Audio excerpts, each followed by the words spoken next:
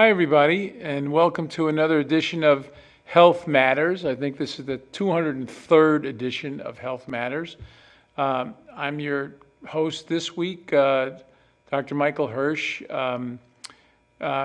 Some of you know me as the medical director for the Division of Public Health for the City of Worcester. I'm also the chairman of the Public Health Committee for the Worcester District Medical Society, whose show this is. We also want to thank WCCA TV, Channel 194, for co-sponsoring and producing this show. And we have a very interesting show today. I know most of the public health efforts that are out there right now are still dedicated to the pandemic and trying to get through this very, very difficult time. We're also dealing with still vestiges of the opioid crisis and gun violence. But smoldering the background has been problems with cardiac-related sudden death. And we have Dr. Joe Sabato, who is a terrific emergency medicine internist, head of the 911 Center at UMass and also the Critical Decision Unit. And he's here to talk to us about a very surprising area of weakness in our Commonwealth as far as health and wellness and survival. So welcome, Joe. Thank you. I was really stunned by some of the information that you provided when we were talking about setting the show up, and I think it's very important that the public know about this. So first, could you just give us a definition of sudden death? Sure. Sudden cardiac arrest is actually the most common cause of death outside the hospital. There's about 350,000 Americans who die every year from sudden cardiac arrest.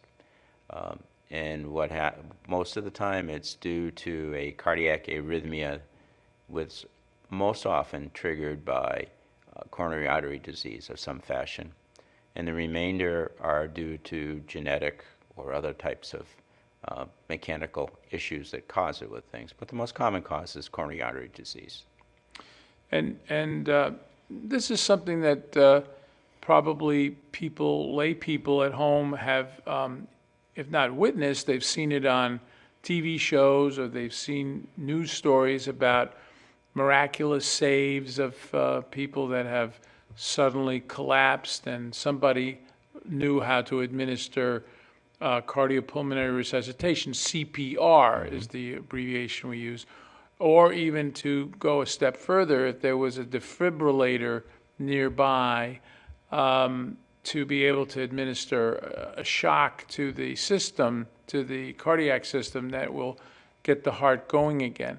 Tell us a little bit about how that evolved, that piece of resuscitation. Well, the best place in the United States for someone, if you can have a best place to have a cardiac arrest, it's in Seattle, Washington. And they've been doing an outstanding job for almost 40 years. And the things that they've done is they've taught the population how to do basic CPR. They train their 911 operators, so when they call and somebody has a suspected cardiac arrest, they're able to start them getting CPR right away. And the key thing in cardiac arrest that gives someone a chance to survive is the earlier you start CPR, the better. And one of the things that I tell people is the only bad CPR is no CPR. That's what saves lives and keeps people alive, so the EMS folks, when they get there, are able to have a viable person they have a chance to resuscitate. In Seattle, survival is up to 40% from sudden cardiac arrest. In Massachusetts, once I took over my job working as a 911 medical director at UMass, we looked at the data. And the data showed that our survival was 3%, which is 1/3 of what the national average of 10% is. And we started peeling back why that's happening. And the biggest reason it happens is that less than 30% of the time are people getting CPR before EMS gets there. So part of the thing we've been focusing on is trying to teach people the simple things that'll help them. If they get in this emergency, they can help save a loved one's life. And I've actually personally witnessed this myself during a road race 7 years ago. I was running a road race, and this woman was shooing people away that someone had collapsed. I went around her, and there were two gentlemen doing CPR, and I took over checking for a pulse. Their CPR was so good, this gentleman would wake up during the CPR, and we would stop, and he'd go back out again. And this goes on for 5 minutes until a defibrillator arrives. We shock him, he wakes up, and he tells us he wants to continue the race. And I told him, no, you're getting in the back of that ambulance and you're going to the hospital. Wow. He actually and I have become friends since then. He took all of the Good Samaritans out to dinner, and he became our poster child for our CPR program at that point in time. But it just drives home that this is real, that you can make a difference in this by knowing CPR and working with 911. So this is in line with the same kind of early intervention that we found is very important with overdose, to have people trained in administering Narcan or naloxone. Same kind of thing with Stop the Bleeding, where we are teaching people how to administer a tourniquet if there's an extremity that's sustained a wound and you feel like you can slow down the rate of exsanguination or bleeding. So here we have probably a much more common circumstance than either of those two. The amount of coronary artery disease in the United States, unfortunately, is still very, very high, and we haven't been able to make as much of a dent in it with dietary things and other preventive measures. So we still have a lot of coronary artery disease that's happening. There are amazing techniques now to overcome that if you can get to the hospital, but you got to get to the hospital with a brain that works. So this CPR piece is super important. And is it hard to learn CPR? No, it's actually, when we started building some of these programs to try and make it simple and more accessible for people with things, one of the things we built it off of was the fact if a 911 operator can guide a novice over the phone to successfully do CPR, then we can build a CPR program and a defibrillator program that'll enhance that, so that when someone calls 911, they've got a partner that they'll already know what to do in that circumstance. We do a program that we started offering in the observation unit at UMass for all of our chest pain patients and their family and friends. It takes 10 minutes. 5 minutes to learn CPR and 5 minutes to learn a defibrillator. And in that time, we've shown, when we did an assessment of it, that it's just as effective as other methods. It focuses just on the key things. And one of the key things to keep in mind, especially in this COVID environment, is the way the Heart Association recommends CPR now. For the most part, it's hands only. So you don't have to do rescue breathing unless there's special circumstances in that. It's just pushing on the chest. And if you know the song Staying Alive, it's the perfect beat to do that, about 100 to 120 a minute. You push down 2 inches, and that's what will keep somebody alive until EMS can get there and offer life-saving therapy. So it's interesting that you mentioned COVID in this context, because what has been found, that one of the side effects of COVID is a state of easy clotting of the blood. And so we have noticed all over the country that younger people than we would have expected have come in with myocardial infarction or heart attacks, strokes, pulmonary emboli, which are clots that travel to the lung.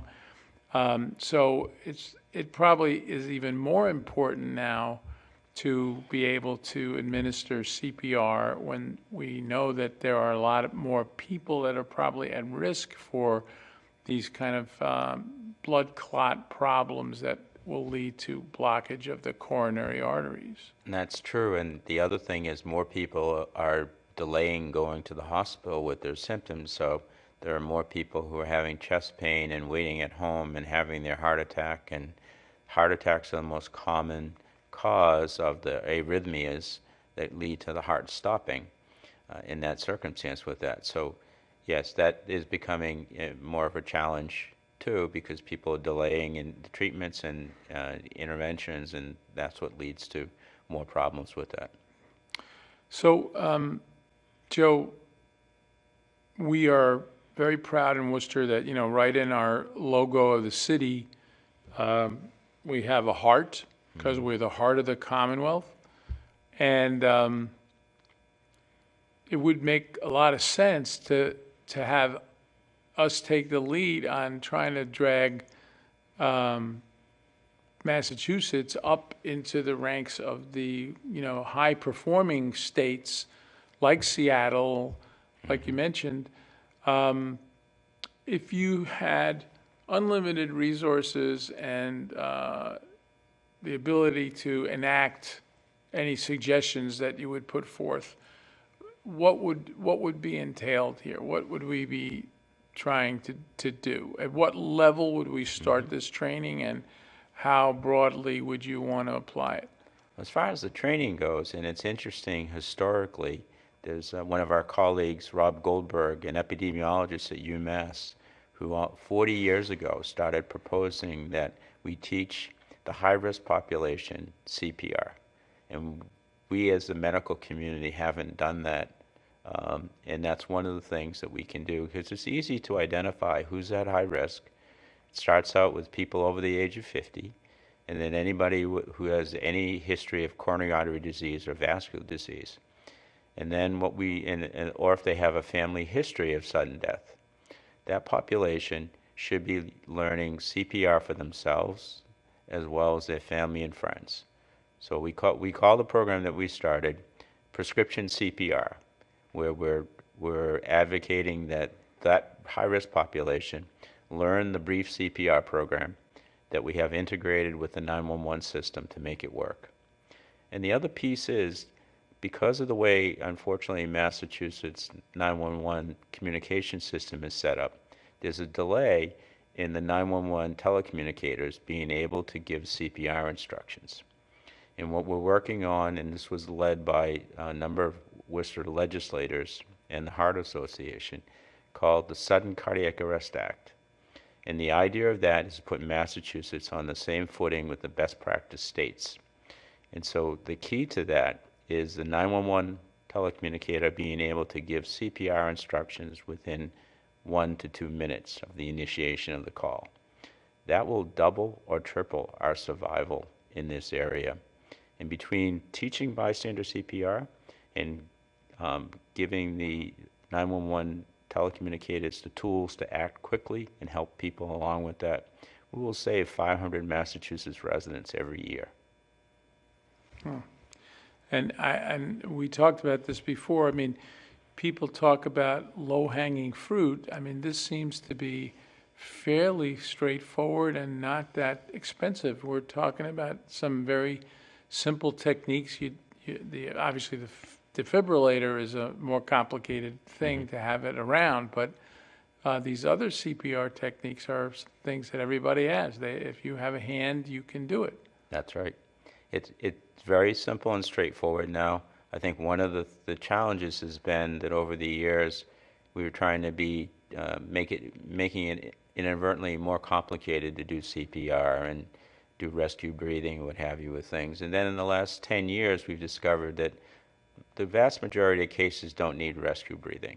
They need somebody pumping on their chest to keep their heart, the blood flowing, so that the person will be viable when EMS gets there. And places that have done that, and especially working with the 911 operators to help that with things, are able to double and triple their survival within a year. And that's one of our goals here, is to follow exactly what you're saying, Dr. Hirsh, about making Worcester the heart of Massachusetts and living up to that symbol. Yeah, that would be fantastic. I know We, at the Department of Public Health, have really been interested in not putting COVID in the rearview mirror. We can't obviously do that, but we are very concerned, from what you mentioned before, that people are definitely putting on the back burner a lot of their other health issues, and we need to make sure that they get back on track with that. And I think that, when all the dust settles and we've really done an analysis of all of the deaths that have come in over this past year, we'll see a lot of them, I think, would have been potentially lives that could have been saved with early administration of CPR. Unexpected sudden death, probably stimulated by COVID, but that exacerbated and made worse the coronary artery disease that somebody had developing. So Exactly, and just before COVID struck, we were working with the health department to start creating a registry of defibrillators in Worcester to make it easier for the 911 operators to be able to know where the defibrillators were in the city when they got cardiac arrest calls. And we're also planning on working with the Chamber of Commerce and businesses in Worcester to put defibrillators strategically in the city, as other cities have been able to do, to shorten the time to people getting access to a defibrillator and save more lives.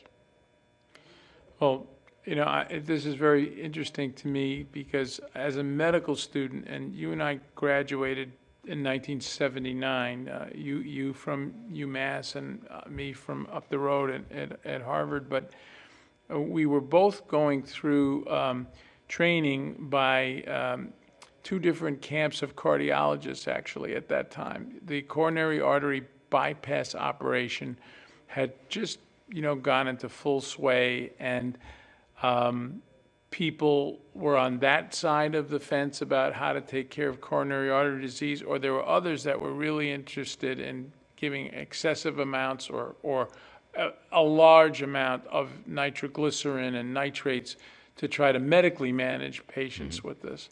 And I trained under one of those people. His name was Dr. Bernard Lown.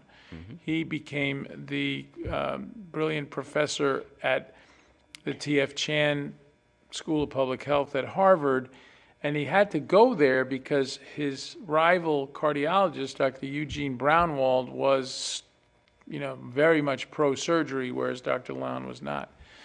And one of the things that Dr. Lown wanted to do was a citywide CPR program for Boston, and he was stifled.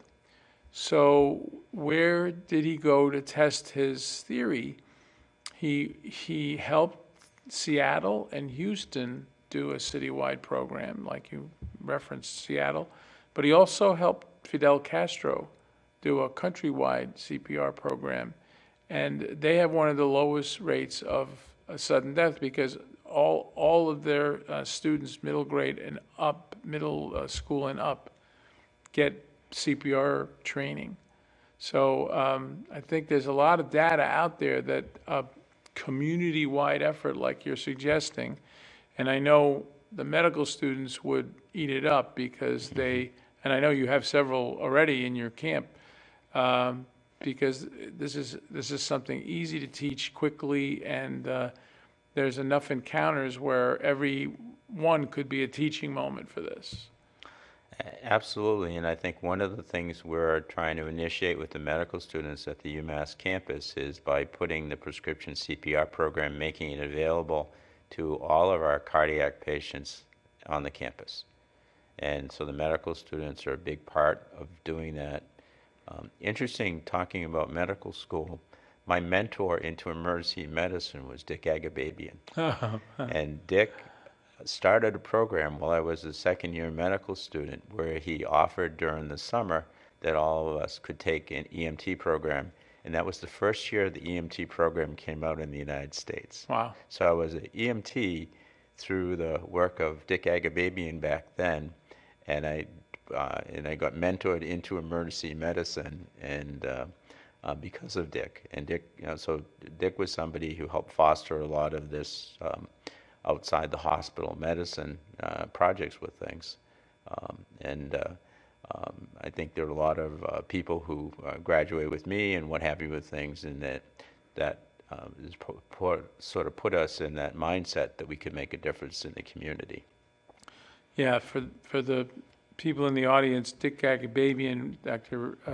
Agababian passed away a few years ago after an amazing career in emergency medicine. He was the longtime chairman of the Department of Emergency Medicine at UMass, and he also started the Disaster Medical Assistance Team program, and we still have one of the best ones, but we had one of the first ones as well, deployed first to earthquake in Armenia, and then later to Hurricane Andrew, I think, in 1993. And we've been going strong ever since because of his leadership. And he also was one of the innovators in aeromedical transport and also in integrating emergency medicine training into the trauma team training. So we were way ahead of the curve at UMass with that. So we've been very, very fortunate that within our ranks at UMass, we've had some real leaders, and I would count Dr. Dixon, who's our CEO, as one of those as well.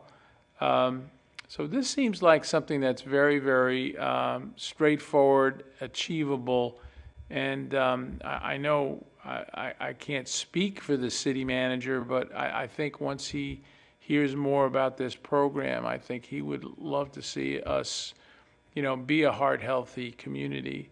There's just so much going on here, and it's efforts like this not only have a medical impact, but an economic impact, because it's attractive to employers and to outlets that are thinking about where they set up shop, to come to a place where people are that attuned to the community needs. And I think this would be a really great adjunct to that.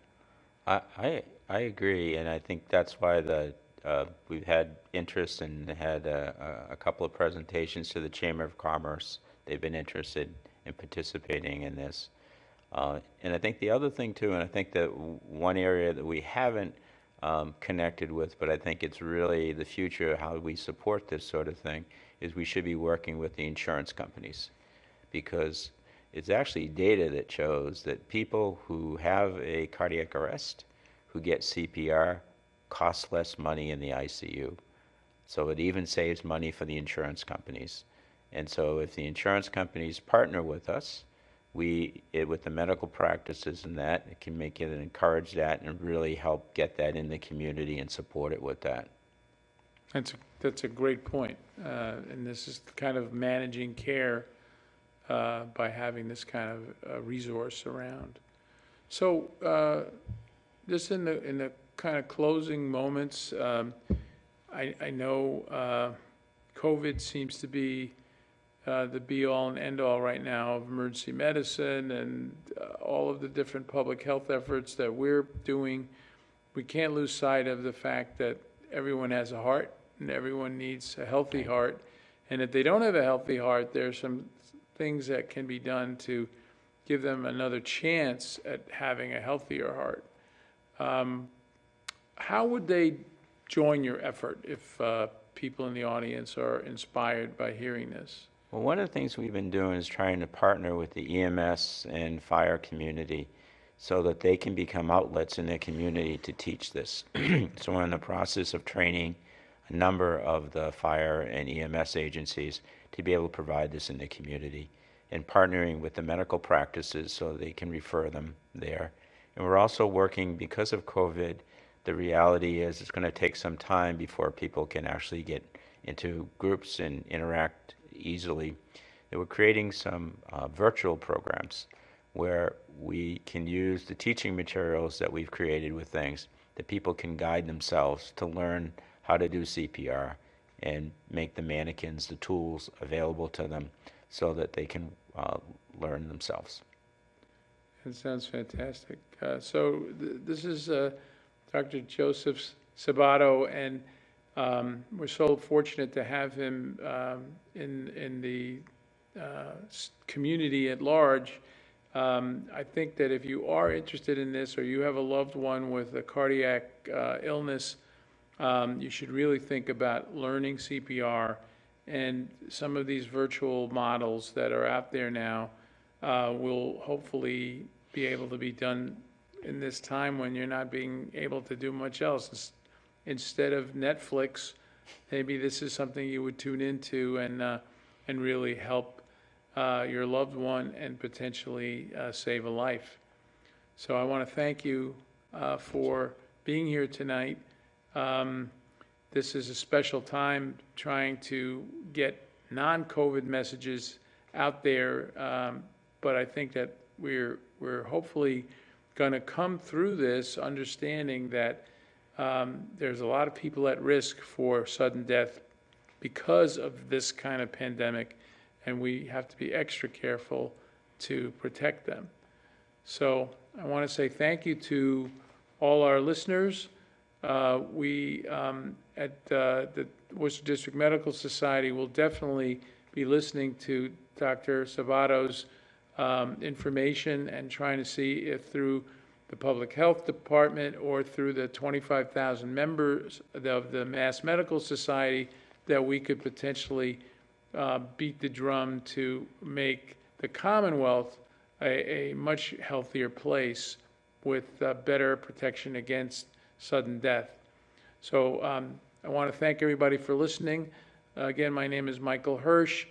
You can see this on WCCA TV over the next several months, channel 194. It also will be archived on our website for the Worcester District Medical Society at www.wdms.org. And I hope to see you soon again. Be safe. Wear your masks when you're out there. Do the things to help us have another episode where we can all watch together, okay? Thanks. Thank you, Dr. Sabato.